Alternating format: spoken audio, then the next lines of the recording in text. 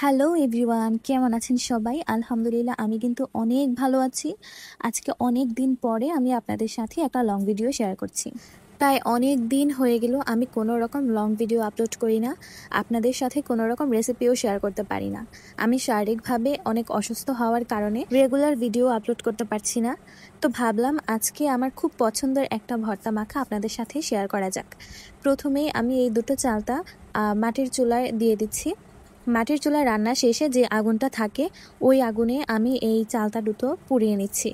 রান্না শেষ হওয়ার পরপরেই কিন্তু আমি চালতাগুলো দিয়েছিলাম, যদিও আগুন আরেকটু কম হওয়ার কথা ছিল, কিন্তু আমি দিয়ে দিয়েছি। এটা আরেকটু তাড়াতাড়ি হবে, তবে একটু খেয়াল রাখতে হবে যে চালতাগুলো বেশি পুড়ে যাচ্ছে কিনা, একটু পরপর এসে চেক করতে হবে। তবে কমপক্ষে আধা ঘন্টার মতো এটা উল্টানো যাবে না, মানে কয়লার মাঝখানে উপরে কয়লা থাকবে নিচেও কয়লা থাকবে, এমনভাবে চালতাগুলোকে রাখতে হবে আর কি। তো আমার প্রায় ১ ঘন্টার মতো সময় লেগেছিল এই চালতাগুলো পোড়াতে। যখন দেখবেন যে একদম প্রপারলি এটা ভালোভাবে পুড়েছে, চারপাশে একদম সমানভাবে, তখন আপনারা এটাকে উঠিয়ে রেখে দিবেন ঠান্ডা হওয়ার জন্য। এরপরে পানিতে একদম ভালোভাবে ধুয়ে নেবেন। পানি একদম পাল্টে পাল্টে ভালোভাবে চালতাগুলোকে ধোয়ার পরে আমি খোসাগুলোকে ছাড়িয়ে এভাবেই কেটে নিয়েছি। আমরা অনেকেই আছি যে চালটা খুব পছন্দের, কিন্তু আমরা দাঁতে টক লাগার কারণে খুব একটা বেশি খেতে পারি না কাঁচা অবস্থায়।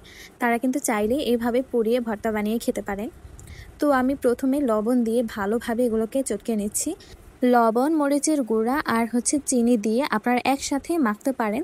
তবে লবণ দিয়ে আগে মাখার কারণ হচ্ছে, যদি লবণ আর মরিচ একসাথে মাখতে হয় তাহলে হাত কিন্তু অনেক বেশি জ্বালা পোড়া করবে।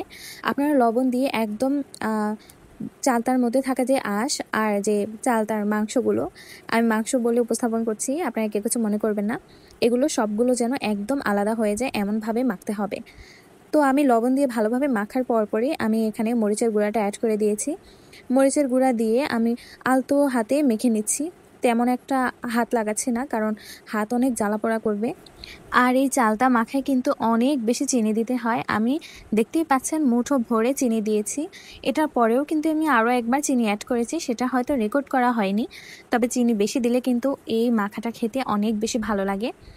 আমি এখানে আরেকটা জিনিস অ্যাড করব, সেটা একটু পরেই বলছি। তার আগে বলে রাখা ভালো যে ভর্তা মাখা অনেকের কাছে অনেক রকমভাবে করা যায়, এরকম আইডিয়া আছে। তবে আমি যেরকম করছি এরকমটা আপনাদের সাথে শেয়ার করছি। আপনাদের যদি ভালো লেগে থাকে তাহলে অবশ্যই একটা কমেন্ট করে যাবেন। এই যে বলেছিলাম না আরও একটা জিনিস অ্যাড করব, সেটা হচ্ছে এই আমের আচার। আমের আচারটা অ্যাড করার কারণে এটার স্বাদ কিন্তু আরও বেশি বেড়ে গিয়েছে। মানে অতিরিক্ত টক হওয়ার কারণে এই মিষ্টি মিষ্টি আমের আচার সাথে কিন্তু এটা এক্সট্রা একটা স্বাদ অ্যাড করেছে, অনেক বেশি ভালো লাগে খেতে। এভাবে আপনারা কিন্তু বাসায় একবার হলেও ট্রাই করবেন। একদম ভালোভাবে মাখার পরে দেখতেই পারছেন যে এটা কতটা লোভনীয় লাগছে। এটা কিন্তু আমরা একা খাবো না, এটা সবাইকে দিয়ে খাওয়ার মতো একটা খাবার, তাই না? তাই আমরা সবাইকে ভাগ করে দিয়ে তারপরে আমরা খেতে বসবো। এটা প্রসেসিং করতে যতটা খাটনি, খেতে কিন্তু একটুও সময় লাগে না। সবার এত বেশি প্রিয়, ছোট থেকে বড় সবাই অনেক বেশি পছন্দ করে। আর আমি এখানে কিন্তু ঝালটা একটু কম অ্যাড করেছি, যেন সব বয়সেরাই খেতে পারে। আমাদের বাসায় সব রকম মানুষই আছে, ছোট থেকে একদম বয়স্ক পর্যন্ত সবাই মিলে আমরা অনেক মজা করে খেয়েছি আলহামদুলিল্লাহ।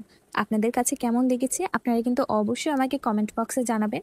তো আজ এই পর্যন্তই, দেখা হবে অন্য কোনো ভিডিওতে। সে পর্যন্ত ভালো থাকবেন। আল্লাহ হাফিজ।